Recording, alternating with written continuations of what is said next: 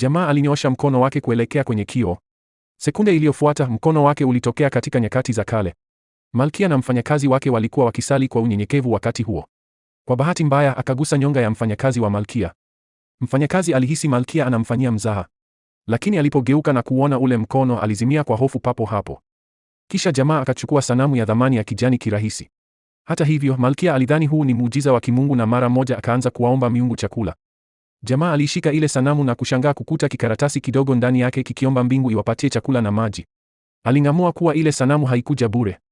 Wakati akiwaza kuhusu pesa, tangazo la udhamini wa vitu vya kale kwenye simu yake lilimvutia. Akapeleka hazina hizo zikafanyiwa tathmini. Alidai kuwa ni vitu vya kale kutoka kwenye utawala wa Zhou, lakini hakuna mtu aliyewahi kusikia kuhusu utawala huo, hivyo wakaamua kuwa ni feki. Ni mtaalamu mmoja tu ndiye angeweza kujua ukweli wake kwa mara moja. Lakini kijana mmoja tajiri alisisitiza kuwa ni feki na akaivunja ile sanamu pale pale.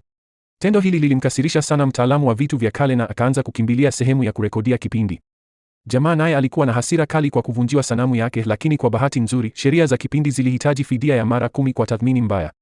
Akiona hivi, jamaa akatoa vitu vingine vingi vya kale kwa haraka.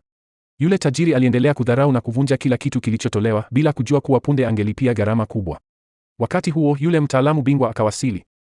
Akiangalia meza iliyojaa vipande vilivyovunjika, akavikagua kwa umakini na kutangaza kuwa vitu vyote vilikuwa ni halisi.